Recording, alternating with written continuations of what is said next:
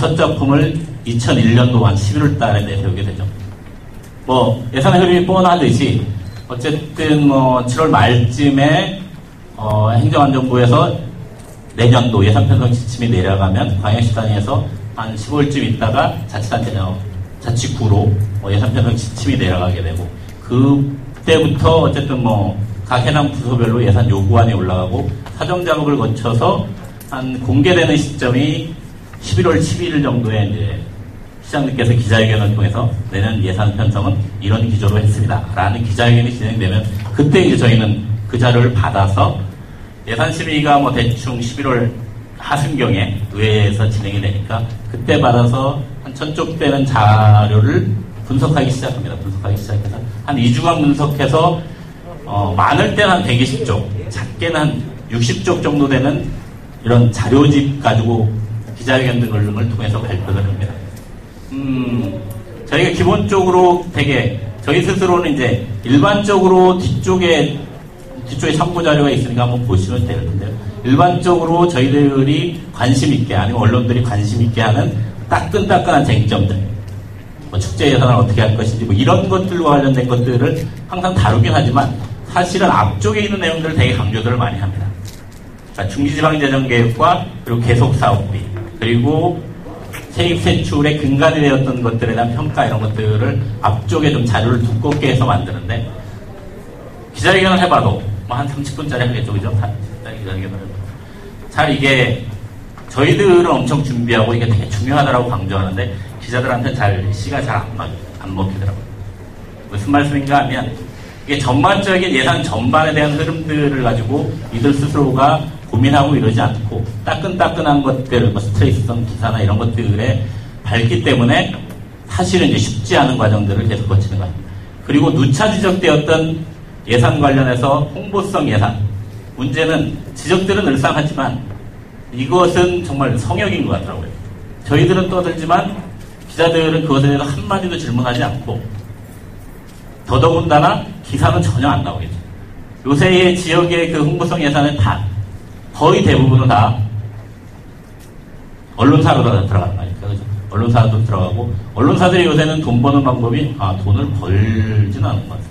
돈을 이렇게 어쨌든 세이브하는 방법들이 주로는 뒤쪽에 이제 울산시는 태화강이 어쨌든 중심 주제니까 태화강 예산이 많이 줄긴 했는데 태화강 관련해서 홍보성 활동들을 주로 많이 합니다. 뭐 걷기 대회만 해도 올해도 한 두 번 정도 하는데 다 누가 하느냐? 지역의 신문들이 하는 거예요.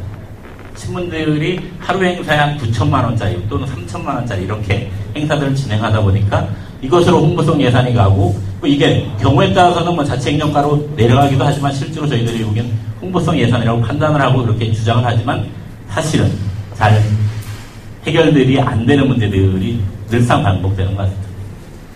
그럼에도 불구하고 지금까지 쭉 한 이제 2001년부터니까 올해로 만 10년째 해오면서 여전히 저희들이 그 당초 예산에 대해서 그렇게 계속 사업비나 이런 것들을 분석해 보긴 했지만 저희들 스스로도 이제 뒤쪽에 다시 말씀을 드릴 텐데 지방재정법에 의하면 그리고 지방자치단체의 어떤 그 예산 편성의 근간이 된다라고 얘기하는 중기지방재정계획이나 투융자 심사와 관련해서는 여전히 저희들이 제대로 된 접근을 하고 있지 못하는 것들이 한계인 듯합니다.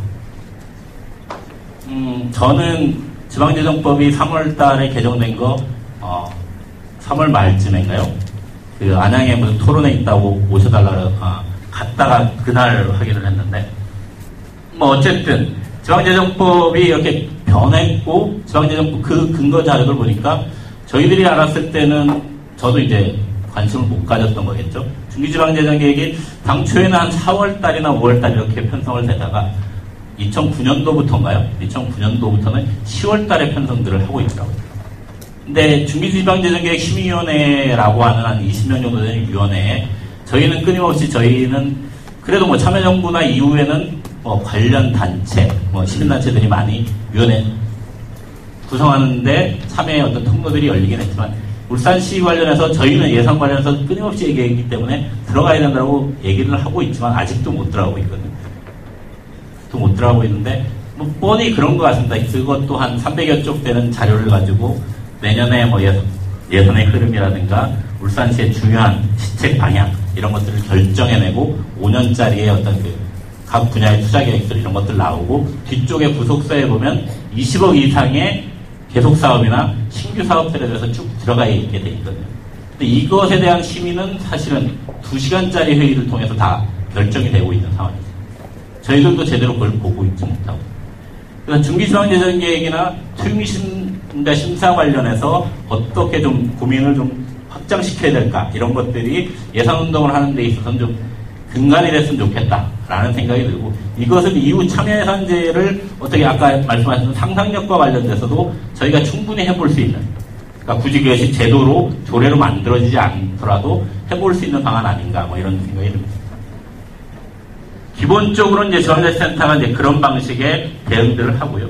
저희가 이제 사회복지센터도 있었으니까 사회복지센터는 2002년부터 2002년도에 지방선거가 있으니까 지방선거 때 울산 지역의 공공의료시설이 하나도 없거든요. 그래서 시립의료원 건립, 뭐 여러 가지 정책 기안들을 내놓으면서 이제 시작들을 하고 2003년부터는 예산 관련해서 사회복지센터도 이제 예산 관련한 자기 고민들을 하기 시작합니다. 그래서 2003년부터 매년 울산시의 그 사회복지 예산에 대한 분석 보고 플러스 정책백 제안까지 하는 토론회들을 늘상 매년 이것도 열고 있습니다. 한 7월 또는 8월, 올해는 8월 달에 진행할 계획인데요.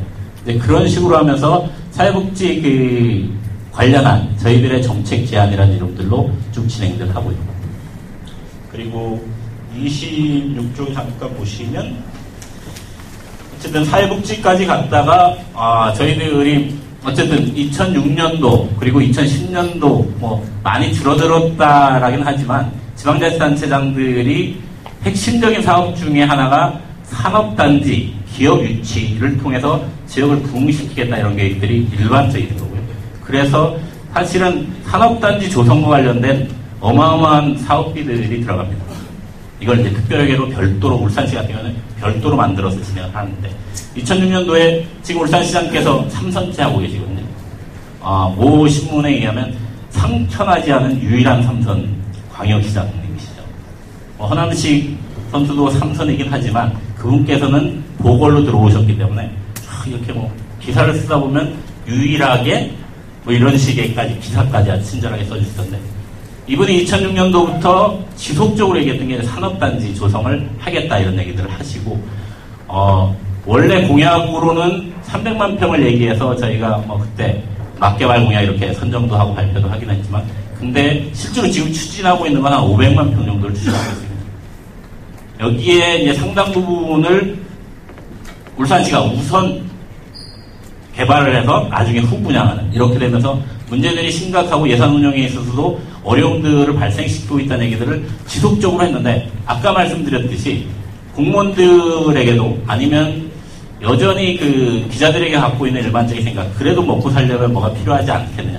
울산은 GRDP가 4만 달러인데도 여전히 배가 고픈 듯합니다. 그래서 여전히 성장을 통해서 뭔가 떡고물이 좀 생겨야 된다는 얘기들을 계속 하시는 것 같은데 그래서 아까 말씀드렸던 그 11월 그 기자회견 때 산업단지 분야를 특화시켜서 산업단지의 현재의 조성계획이라든가 앞으로 계획 여기에 들어가는 예산 운영계획 그래서 이것이 일반적인 그 가용재원을 운영하는 데 있어서 어떤 어려움들을 갖고 있는지 하는 얘기들을 쭉 하게 됩니다.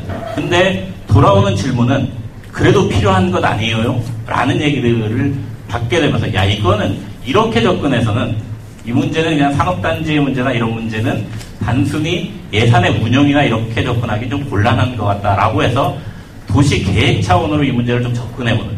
그러니까 산업단지가 조성되는 방식이 그린벨트를 일반적으로 이제 해제하는 과정이나 이 과정에서 이렇게 주로는 시외곽 지역으로 이렇게 만들기 시작하고 그렇게 조성들을 하는데 그러다 보니까 뭐 2004년부터 우리 사회에서 얘기가 많이 되었던 조망권이나 이런 것들을 침해하는 경우들이 되게 많습니다.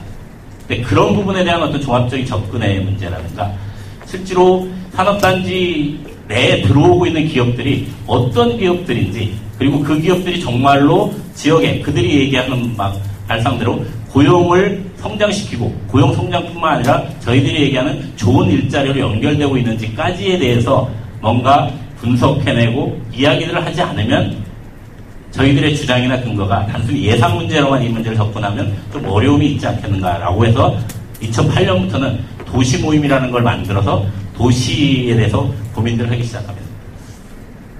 그러니까 쭉 전반적으로는 보면 그러니까 지방자치센터가 시작됐던 예산 전반에 대한 접근과 사회복지센터의 분야별 접근 아니면 도시 모임을 통해서 도시로 확장 이것의 전반은 사실은 예산이 흔히 저희들이 정책이라고 얘기했던 것처럼 정책 일반을 접근하기 위해서 예산이라는 매개를 가지고 10년대에는 그동안 이제 그렇게 해왔다라고 말씀을 드릴 수 있을 것 같고요. 참여예산제에 관련해서는 좀 드릴 말씀이 조금 있어서 좀 말씀드릴게요. 아까 시사인 기사를 보니까 그런 얘기를 잠깐 실렸더라고요. 그러니까 그린피스에서 오셨던 분이 한국에는 핵 관련해서 지속적인 대응하는 단체들이 없었던 것이 안타깝다. 그래서 그린피스 지부를 만들겠다라는 기사처럼 실리신 것 같다고 했죠. 시민단체가 할 일 되게 많잖아요. 저희 단체도 마찬가지고. 이것도 개입 안 하면 뭔가 찝찝하고, 야, 이 문제도 있는데, 이 기사를 보면, 뭐 해야 되지 않겠어? 뭐 이런 얘기를 할 수밖에 없는 이 처지로 몰렸던 것들 속에서. 그러니까 그동안 저희들이 이제 대충의 활동이라는 것들이 그러야지 말자라고 늘상 얘기해 오면서도 보면 주로는 현안과 그때그때의 따끈따끈한 것들을 중심으로 움직여 왔던 것 같더라고요. 그것이 이제 대표적인 게 저는 학교 운영위원회였던 것 같아요. 96년도에 이렇게 도입되기 시작하면서 그리고 교육감이 학교 운영위원회를 통한 간선제라는 것들이 채택이 되면서 들어가서 사실은 학교 운영위원회를 민주적으로 만들자라는 하나의 목표와 교육감을 제대로 뽑자라는 목표 속에서 보면 울산, 다른 지역은 다 모르겠다. 울산은 오히려 후자 쪽에 교육감이나 교육위원회를 제대로 뽑을 수 있는 통로로서 학교 운영위원 이런 거 얘기하고 들어갔다가 근데 물론 들어가셨던 분들이 되게 힘겨운 분들을 되게 많이 겪으셨던 거죠. 이분들에 대해서 가면 무엇을 할 수 있는지 어떻게 해야 되는지에 대한 체계적인 교육이나 이런 것 없이 가다 보니까 어쨌든 저희들이 추천하시는 분들이 주로는 그 해당 학교에 자녀를 두고 있는 학부형이기 때문에 사실은 되게 좀 답답하잖아요. 그죠? 뭔가 얘기하기가 혹시 피해가지 않을까라는 생각 속에서 그렇게 많이 떨어져 나오셨던 것들에 대해서 저희는 대응하지 못했고 그래서 지금 일반적인 평가로 학교 운영위원회는 개판이 되었다. 이런 것들을 얘기했던 것 같아요.